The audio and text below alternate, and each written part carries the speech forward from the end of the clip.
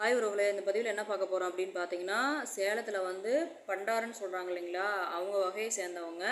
இவங்க பிறந்த தேதி அப்படின்னு பார்த்தீங்கன்னா 3ஆம் தேதி 9வது மாதம் 86ல் பிறந்திருக்காங்க. இருப்பிடன்னு பார்த்தீங்க அப்படின்னா நம்ம ஆத்தூர் சேலத்தில் தான் இருக்கிறாங்க. இவங்க ராசி அப்படின்னு பார்த்தீங்கன்னா சிம்மம், நட்சத்திரம் அப்படின்னு பார்த்தீங்கன்னா மகம், லக்னன்னு பார்த்தீங்கன்னா விசாகம். இவங்க கூட பிறந்தவங்க ஒரு தம்பி ஒன்று, தங்கச்சி ஒன்று. இவங்க வந்து பார்த்தீங்கன்னா 2 டிகிரி முடிச்சிருக்காங்க. அம்மா அப்பாலாம் இருக்காங்க. இவங்களுக்கு வந்து பார்த்தீங்க அப்படின்னா சொந்த வீடெல்லாம் இருக்குது.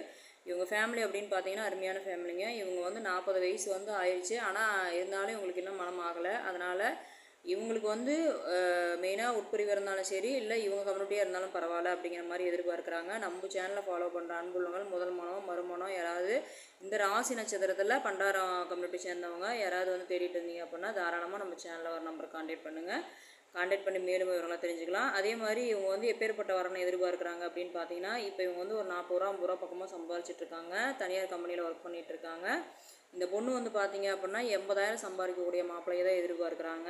ஏன்னா முடிஞ்ச வரைக்கும் பெங்களூர் சைடு இந்த மாதிரி அவுட் ஏரியா எதாக இருந்தாலும் சரி, ஆனால் என்னை பொறுத்த வரைக்கும் அடிப்படை வசதி வேணும், குடும்ப பாங்கான பையனாக இருக்கணும், ஃபேமிலி அருமையான ஃபேமிலியாக இருக்கணும், அந்த தம்பிக்கு வந்து எந்த ஒரு கெட்ட பழக்கமும் இருக்கக்கூடாது அப்படிங்கிற மாதிரி அவங்க வந்து எதிர்பார்க்குறாங்க. நம்ம சேனலை ஃபாலோ பண்ணுற உள்ளவங்களுக்கு யாருக்காவது இந்த ராசி நட்சத்திரத்தில் பண்டாரம் கம்யூனிட்டி சேர்ந்தவங்க யாராவது தேவைப்படுது அப்படின்னா தாராளமாக நம்ம சேனலில் ஒரு நம்பர் கான்டாக்ட் பண்ணி மேலும் வரவங்களுக்கு தெரிஞ்சுக்கலாம். அந்த வாய்ப்பு கொடுத்த அன்புள்ளவங்களுக்கு நன்றி, வணக்கம்.